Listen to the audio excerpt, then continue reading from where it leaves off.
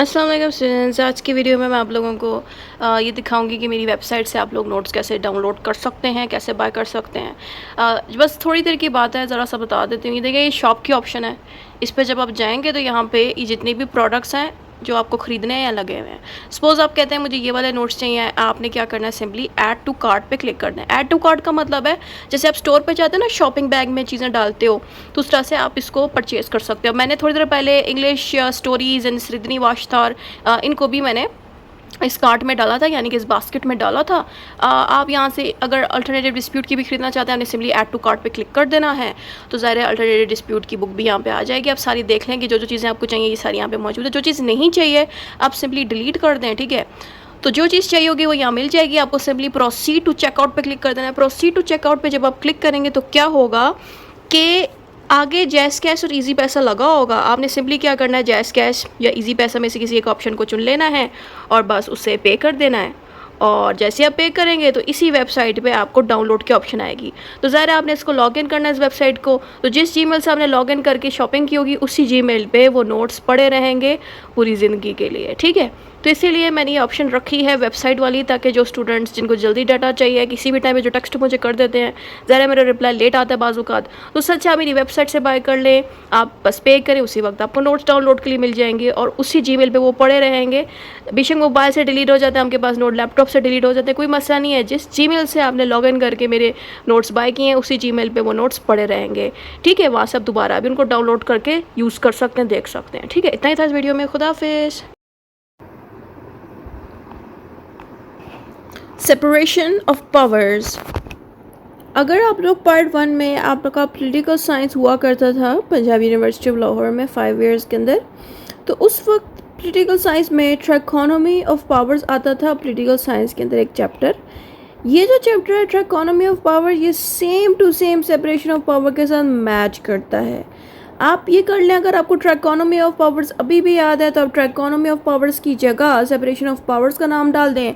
जो अंदर का मटेरियल है वो सेम ही, उसमें भी वैसा ही लिखा है, इस पर भी सेम है, ठीक है। तो जिन स्टूडेंट्स को पॉलिटिकल साइंस का ट्राइकोनॉमी ऑफ पावर्स याद है तो वो वैसे ही उठा के यूके कॉन्स्टिट्यूशन में या यूएसए में लिख सकता है सेपरेशन ऑफ पावर्स के बारे में, ठीक है। अच्छा, जिन स्टूडेंट्स को सेपरेशन ऑफ पावर्स नहीं आता उनके लिए अब मैं यहाँ से स्टार्ट कर देती हूँ समझाना। इंट्रोडक्शन से स्टार्टिंग लेते हैं।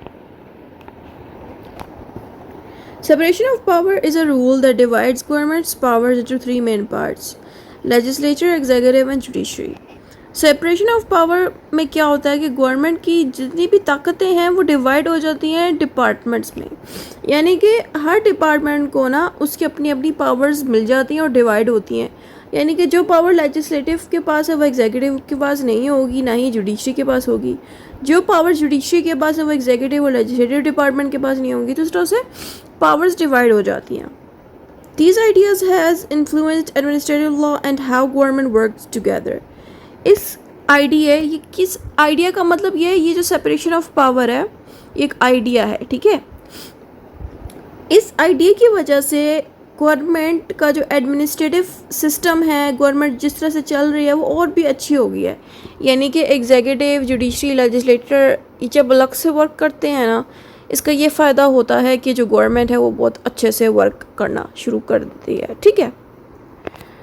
अब आ जाते हैं, Lord Acton said power tends to corrupt and absolute power corrupt absolutely.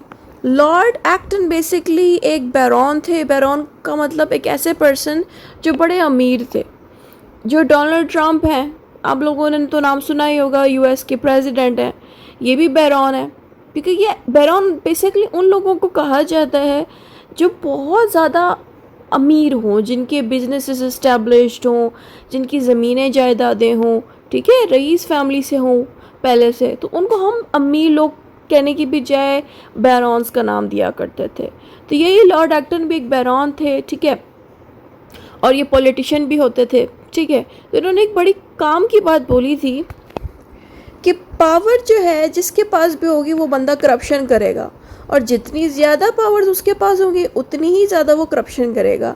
ये बात लॉर्ड एक्टन कहते थे उस ज़माने में। तो इनकी इस बात में वैसे दम तो था इनकी बाद में कि देखिए ना, अगर पावर्स एक ही बंदे के पास अब दे देंगे या एक ही इदारे को दे देंगे और बाकियों को पावर्स नहीं देंगे, तो वो एक इदारा अपने पावर्स को मिसयूज़ करेगा, लोगों पे जुल्म करेगा, डिक्टेटरशिप वाले काम करेगा, ठीक है, कि लोगों के राइट्स नहीं देगा, जुल्म करेगा लोगों के साथ, अपनी पावर्स को मिसयूज़ करेगा। लेकिन जब पावर्स बराबर की सारों में तकसीम हो जाएगी ना, तो करप्शन होने के चांसेस वहाँ कम हो जाएंगे, क्योंकि देखिए ना, सारों की पावर्स डिफरेंट है और अलग अलग डिवाइड हुई हुई है, तो ये लोग एक दूसरे पे नज़र भी रखेंगे क्योंकि इनके पास इतनी ताकत भी होगी, ठीक है। नज़र रखने का मतलब ये नहीं कि एक दूसरे के कामों में इन्वॉल्व होंगे, नो, नज़र रखने का मतलब ये है कि हर चीज़ तरतीब से हो रही हो, लेकिन वर्क सारे सेपरेट करेंगे, ठीक है। अच्छा, अब हम आ जाते हैं अगली लाइन पे। The goal is to keep these three parts of the government separate so no one becomes too powerful. Separation of powers को इसलिए बनाया गया, इस कॉन्सेप्ट को इसलिए बनाया गया ताकि सारे गवर्नमेंट के डिपार्टमेंट अलग से वर्क करें, कोई एक दूसरे से ज़रूरत से ज़्यादा पावरफुल ना हो जाए। अगर हम यूके की बात करें तो यूके में तो ऑब्वियसली पार्लियामेंट, जो लॉ बनाने वाला इदारा है, लेजिस्लेटिव डिपार्टमेंट, वो बहुत ज़्यादा स्ट्रॉन्ग है। वहाँ के एग्जीक्यूटिव डिपार्टमेंट और जुडिशरी पार्लियामेंट के साथ ही वर्क करते हैं। पार्लियामेंट ही सबसे सुप्रीम है और स्ट्रॉन्ग है, कोई इससे ऊपर रही है। अगर हम यूएसए की बात करें तो यूएसए में ऐसा कुछ नहीं है। यूएसए में सारे डिपार्टमेंट अलग अलग वर्क करते हैं, कोई भी ज़रूरत से ज़्यादा पावरफुल वहाँ पे नहीं है। बराबर की जो पावर्स है वो डिवाइड हुई नहीं है सारे डिपार्टमेंट्स में। अब ये नहीं कह सकते कि अमेरिका की जो पार्लियामेंट है, यानी कि लॉ बनाने वाला इदारा है, जिसको हम कांग्रेस कहते हैं अमेरिका के अंदर, पार्लियामेंट को कांग्रेस कहा जाता है, लॉ बनाने वाले इदारे को, वो पावरफुल है, ऐसा नहीं है। बराबर की पावर्स जो हैं प्रेसिडेंट के पास होगी, जो कि एग्जीक्यूटिव को हैंडल कर रहा है, उतनी ही पावर्स लेजिस्लेटिव डिपार्टमेंट के पास है जो लॉ बना रहा है, उतनी ही पावर जजेस के पास है जो कोर्ट्स को संभाल रही। तो इस तरह से पावर्स बराबर की डिस्ट्रीब्यूट होती हैं सेपरेशन ऑफ पावर्स में। जो अमेरिका है ना, वो तो चल ही सेपरेशन ऑफ पावर्स के साथ रहा है। अब आ जाता है meaning of separation of powers. अब आ जाता है according to the Oxford dictionary of law, individuals freedom is safe only when the main power of the state, legislative, executive and judicial, are done by a separate and independent organ। यहाँ पे Oxford dictionary कहती है कि इंसानों की जो आज़ादी है वो तभी सेफ रहेगी जब मुल्क के, स्टेट मुल्क के लिए हम यूज़ करते हैं लफ्ज़, जब मुल्क की तीन ताकतें गवर्नमेंट की और हमारे मुल्क की कौन सी होती हैं। एक वो ताकत कि गवर्नमेंट लॉ बनाती है, एक वो ताकत के बने हुए लॉस पे लोगों पे अमल कराती है, एक वो ताकत कि जो कोर्ट्स है वो अपने सारे चीज़ें हैंडल करती है, कोर्ट्स की बात हो रही है।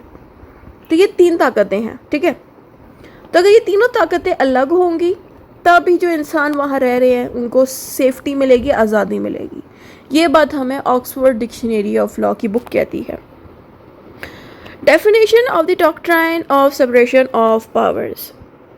अब यहाँ पे मैंने तीन लोगों की डेफिनेशंस लिखी हैं, दो लोगों की डेफिनेशन लिखी है।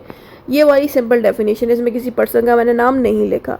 ये डेफिनेशन वो स्टूडेंट्स याद क्या करें जिनको नाम नहीं याद रहते, तो उन लोगों के लिए ये डेफिनेशन सूट करती है। यहाँ पे मैंने लिखा है under legal system, legislature, executive and judiciary should not interfere with each other.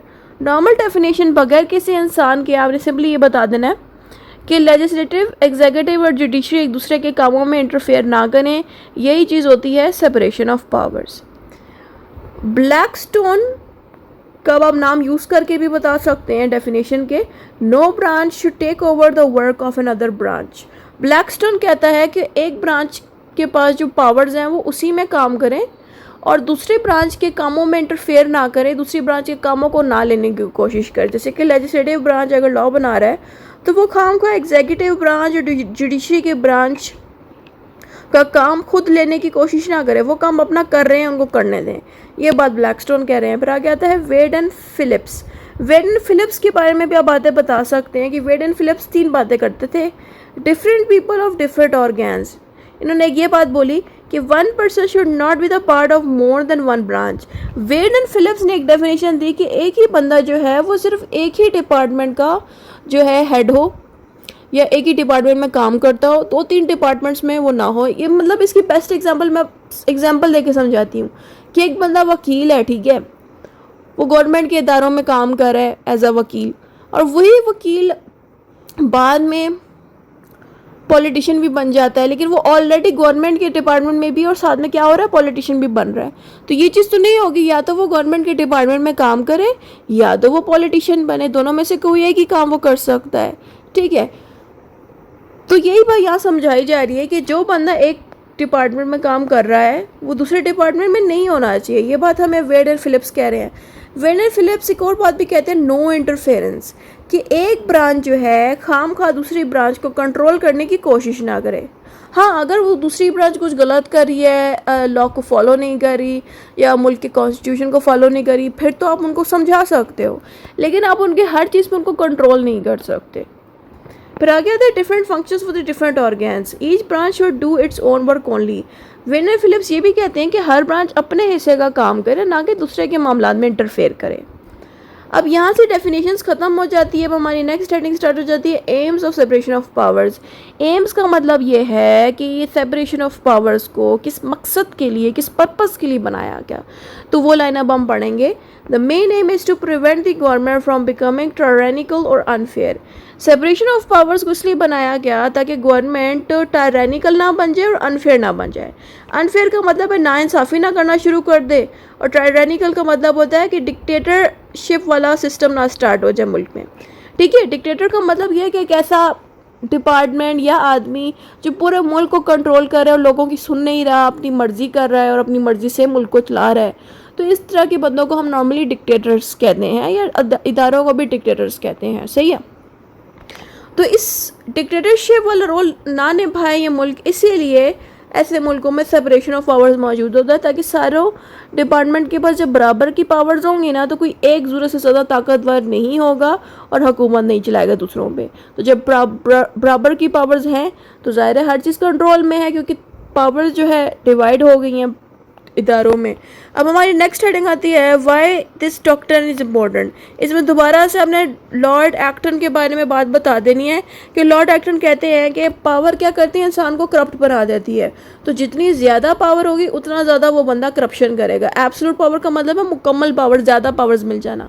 ठीक है, तो यहाँ पे पहले कह रहे हैं कि पावर करप्ट करती है बंदे को, और ज़रूरत से ज़्यादा पावर्स होंगी तो ज़ाहिर है वो उतने ही ज़्यादा करप्शन करेगा और वो बंदा करप्ट होगा। The bigger the power the more it needs limit. यहाँ पे लॉर्ड एक्टन की ये जो लाइन है ना कि आप किसी को पावर्स दे रहे हो, ज़ाहिर है वो करप्शन तो करेगा ही, जितनी ज़्यादा पावर्स होंगी उतना ही ज़्यादा वो करप्ट होगा, वो बंदा, वो इदारा भी। तो कहना या क्या चाह रहे हैं लॉर्ड एक्टन की जो पावर्स हैं उनको लिमिट में रखना चाहिए। लिमिट में कैसे आप रख सकते हो कि आप एक ही इदारे को सारी पावर्स मत दो। पावर्स को जब आप तोड़ दोगे ना इदारों में, यानी कि आप पार्लियामेंट को, एग्जीक्यूटिव और जुडिशरी सारी पावर्स पार्लियामेंट के हवाले मत कर दो। पार्लियामेंट को सिर्फ लॉ बनाने की पावर्स दो। पार्लियामेंट क्या है हमारा? लॉ बनाने का इदारा, जिसको हम लेजिस्लेटिव इदारा कहते हैं। अगर वो सिर्फ लॉ बना रहा है, एग्जीक्यूटिव वाला सिर्फ एग्जीक्यूटिव का काम कर रहा है, जुडिशरी में जजेस अपना काम कर रहे हैं, वो बाकियों के काम में मामला में नहीं घुस रहे, तो इससे क्या फ़ायदा होगा? सारों की पावर्स अलग अलग होगी, तो पावर्स डिवाइड होंगी तो कोई कंट्रोल नहीं करेगा, कोई अपने पावर्स को मिसयूज़ नहीं करेगा। अब नेक्स्ट हेडिंग इसमें आएगी history of the separation of powers. अब यहाँ पे हमने बताना है कि सेपरेशन ऑफ पावर्स के एकदम से ये कॉन्सेप्ट पैदा हुआ या किन किन लोगों ने सेपरेशन ऑफ पावर्स पे बात स्टार्ट कर दी थी। तो थोड़ी सी आपने इसमें हिस्ट्री भी देनी है। अगर हिस्ट्री दे देंगे छोटी सी, अच्छे नंबर आ जाएंगे। ठीक है, तो हिस्ट्री में हमने सबसे पहले फर्स्ट पीरियड का जिक्र करना है, जिसमें तकरीबन 2 बंदे हैं जिनका हम जिक्र करेंगे। वैसे तो काफ़ी लोग थे जिन्होंने इस पर बात की, बट ये 2 मेन बंदे थे जिन्होंने सेपरेशन ऑफ पावर्स को प्रॉपर्ली लोगों में इंट्रोड्यूस कराना शुरू कर दिया था, लाइक इस पर बात करना स्टार्ट कर दी थी, जिसमें है प्लेटो और एरिस्टोटल। और एरिस्टोटल को तो mother of the political science भी कहा जाता है, क्योंकि ये बंदा जो है इसने पॉलिटिकल साइंस की भी इजाद किया था, इस किताब को, पॉलिटिकल साइंस को। आप चाहे तो नेट पे भी इनके बारे में सर्च कर लेना कि एरिस्टोटल ने ही पॉलिटिकल साइंस को डेवलप किया था। ठीक है, तो ये जो 2 बंदे थे ना, इन्होंने सेपरेशन ऑफ पावर्स के ऊपर फर्स्ट पीरियड के दौर में बातचीत स्टार्ट कर दी, लेकिन ज़ाहिर है ये बड़े पुराने बंदे थे। तो अब यहाँ पे लिखेंगे ना अदर एंशियंट राइटर। एंशियंट का लफ्ज़ हम हमेशा उस पर्सन के लिए यूज़ करते हैं या उस जगह के लिए यूज़ करते हैं जो बड़ी पुरानी हो, चाहे वो बंदा पुराना हो, चाहे वो दौर पुराना हो। ठीक है, तो तब हम ये लफ्ज़ एंशियंट का यूज़ करते हैं। तो प्लेटो, एरिस्टोटल और भी बहुत से एंशियंट राइटर्स थे जिन्होंने सेपरेशन ऑफ पावर्स के ऊपर बात स्टार्ट कर दी कि गवर्नमेंट के कामों को डिवाइड हो जाना चाहिए था। फिर आता है सेकेंड पीरियड, जो कि 16th सेंचुरी से लेकर 17th सेंचुरी का दौर है। इसमें हमने John Bodin and John Locke का जिक्र करना है। जॉन बॉर्डन फ्रांस के एक बंदे थे और जॉन लॉक इंग्लैंड से थे। इन दोनों ने भी इसके ऊपर बात करना स्टार्ट कर दी थी। फिर थर्ड पीरियड स्टार्ट हो गया जिसमें आ गया था मॉन्टेस्क्यू। मॉन्टेस्क्यू जो थे 18th सेंचुरी के फ्रांस में रहने वाले एक लॉयर भी थे, ठीक है। मॉन्टेस्क्यू ज़्यादा ज़रूरी होंगे आपके लिए। अब मैंने क्यों कहा मॉन्टेस्क्यू ज़रूरी है, क्योंकि मॉन्टेस्क्यू वो वाहिद बंदा था जिसने एक ऐसी किताब लिखी जिसकी मदद से पूरी दुनिया में सेपरेशन ऑफ पावर के ऊपर लोगों ने अमल करना शुरू कर दिया। यानी कि ये जो बंदा है मॉन्टेस्क्यू, जिसकी तस्वीर भी मैंने यहाँ पे लगाई है, ये उसकी ओरिजिनल तस्वीर है, नेट से लिए, एआई से मैंने नहीं बनाई, ठीक है। ये जो तस्वीर है इसमें मॉन्टेस्क्यू है। इसी के बनाए हुए सेपरेशन ऑफ पावर की मदद से पूरा यूएसए का मुल्क चल रहा है। इवन पाकिस्तान में भी जो इदारे अलग अलग वर्क कर रहे हैं वो मॉन्टेस्क्यू की बनाई हुई सेपरेशन ऑफ पावर की थ्योरी के अकॉर्डिंग चल रहे हैं। यानी कि मॉन्टेस्क्यू ने भी सेम वही बातें जो पिछले बंदे कर रहे थे, वो सारी बातें मॉन्टेस्क्यू ने अपनी इस किताब में लिख दी। इस किताब का नाम आप याद रखना चाहे तो याद रख लें। इस किताब का नाम है द स्पिरिट ऑफ लॉज। यहाँ पे मैंने लिखा भी हुआ है इस जगह पे, द स्पिरिट ऑफ लॉज। अब यहाँ पे सबसे पहले creator of the theory separation of powers की हेडिंग आप देंगे, जिसमें आप बताएंगे कि मॉन्टेस्क्यू वो बंदा था जिसने एक्सप्लेन किया था इस थ्योरी को। इसने इस थ्योरी को कैसे एक्सप्लेन किया कि इसने एक किताब लिखी द स्पिरिट ऑफ लॉज के नेम से, जिसमें इसने तीनों पार्ट यानी कि legislative powers, executive power, judiciary की पावर्स, इन सब के बारे में बड़े डिटेल से इस किताब में एक्सप्लेन किया। ये किताब जो है नेट पे अवेलेबल है, लेकिन ज़ाहिर ख़रीदनी पड़ेगी, काफ़ी महंगी है। तो इस किताब के अंदर ही सेपरेशन ऑफ पावर की सारी तफसीलात मौजूद है। लेजिस्लेटिव पावर्स की अगर हम बात करें तो उन्होंने बताया है कि चाहे पार्लियामेंट हो चाहे कांग्रेस हो, देखें पार्लियामेंट यूके में मौजूद है और कांग्रेस अमेरिका यानी कि यूएसए में मौजूद है, तो ये दोनों का क्या काम होता है, लॉ बनाने का, ठीक है। तो यही बात इसने लेजिस्लेटिव पावर्स में लिख दी कि इन इदारों का काम है सिर्फ लॉ बनाना। वहीं पे जो प्रेसिडेंट है और जो प्राइम मिनिस्टर होते हैं, इनका काम है बने हुए लॉ को लोगों पे लागू कराना, इम्प्लीमेंट कराना। फिर आता है आखिरी वाली पावर्स, वो है जजेस की पावर, जिसमें इसने कोर्ट्स के बारे में बताया है कि कोर्ट्स क्या करती हैं, जजेस वाले काम करती हैं, लॉस को इंटरप्रेट समझाने का काम करती हैं। ये सारी चीज़ें इन्होंने अपनी इस किताब में एक्सप्लेन की और दुनिया भर में इन्हीं की ही इस किताब में लिखी बातें जो है सेपरेशन ऑफ पावर्स की चल रही हैं। अब हमें नेक्स्ट हेडिंग देनी है पर्पस ऑफ द थ्योरी, यानी कि जो सेपरेशन ऑफ पावर की जो थ्योरी है इसका क्या मकसद है, क्या पर्पस है। ये ऑलरेडी मैंने एम्स में भी बात ऊपर पढ़ दी थी, आपने दोबारा से इसकी हेडिंग बना के लिख देनी है। ऊपर हमने एम्स की हेडिंग दी, यहाँ पे हमने पर्पस की हेडिंग दे देनी है, ताकि बात एक ही हो रही है लेकिन हेडिंग ज़्यादा हो गई है। तो इसमें भी सेम बात बता देने कि मॉन्टेस्क्यू कहते थे कि अगर एक ही पर्सन या एक ही ग्रुप के लोगों के पास सारी पावर्स आ जाएंगी तो वो फिर टायरेंट हो जाते हैं। टायरेंट का सेम बात ही होती है जैसे कि जो डिक्टेटर्स होते हैं ना, उनके पास सारी पावर्स आ जाती हैं। तो यही बात यहाँ पे बता रहे हैं कि एक ही पर्सन या ग्रुप के लोग जिनके पास पावर्स आ जाएं तो फिर वो टायरेंट होते हैं। इस चीज़ से बचने के लिए इन्होंने सेपरेशन ऑफ पावर के बारे में बात स्टार्ट कर दी। By dividing powers each branch could check the other so no one becomes too powerful. इन्होंने ये एक बात भी बोली कि जब हम पावर्स को डिवाइड कर देंगे सारी ब्रांचेस में तो ये ब्रांचेस एक दूसरे पर नज़र भी रखेंगी। नज़र रखने से ये फ़ायदा होगा कि कोई भी ब्रांच अपनी पावर्स को मिसयूज़ नहीं करेगी, क्योंकि उनको पता होगा कि दूसरे ब्रांच वाले हम पे नज़र रख रहे हैं। This idea is called the check and balance system. यहाँ पे ये बताया जा रहा है कि अगर हमने सेपरेशन ऑफ पावर्स दी हैं, यानी कि ब्रांचेस की पावर्स अलग कर दी हैं, इसका मतलब ये नहीं है कि इन पर नज़र नहीं रखेगा दूसरा department.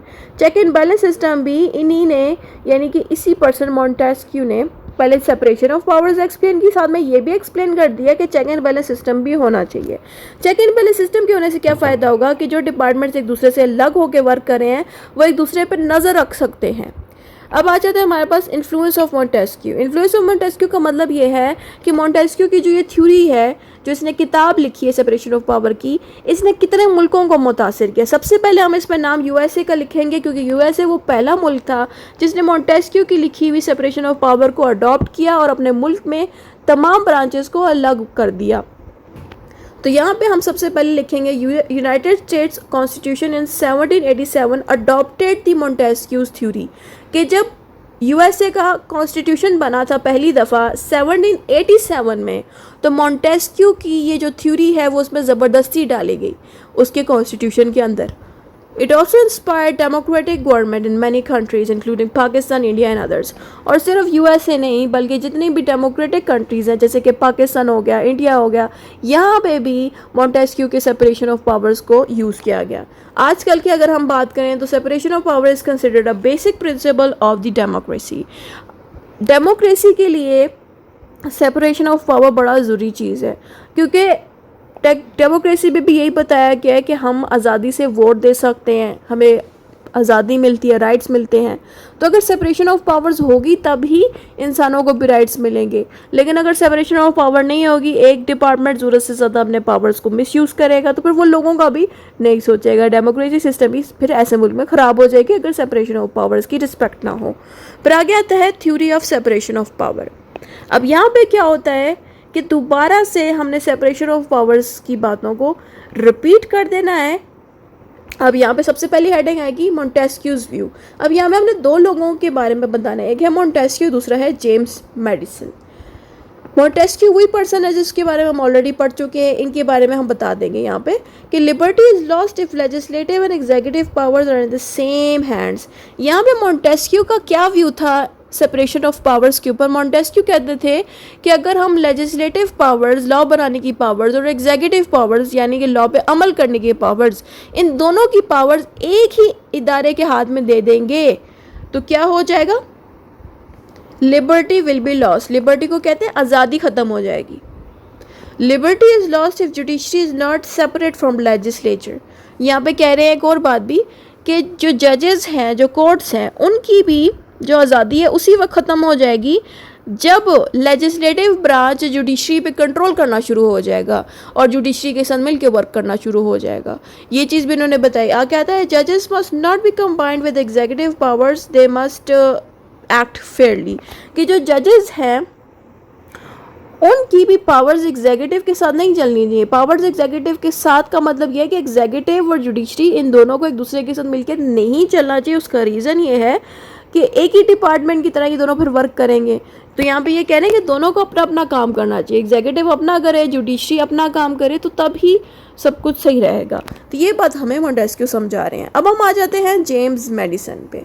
Medicine said Montesquieu meant that liberty exists only if one branch does not have powers over another.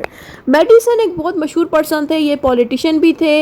इन्होंने कॉन्स्टिट्यूशन बनाने में भी बड़ी मदद की. बिल ऑफ राइट्स अमेरिका का वो भी इन्होंने बनाया. तो ये काफ़ी इंपॉर्टेंट पर्सन थे. तो इन्होंने भी मॉन्टेस्क्यू की लिखी थ्योरी को बहुत ज़्यादा सपोर्ट किया और इन्होंने हमें ये समझाया, जेम्स मेडिसन ने, कि मॉन्टेस्क्यू का कहते थे कि अगर सारी ब्रांचेस मिल के चलेंगी तो आज़ादी नहीं रहेगी इनमें.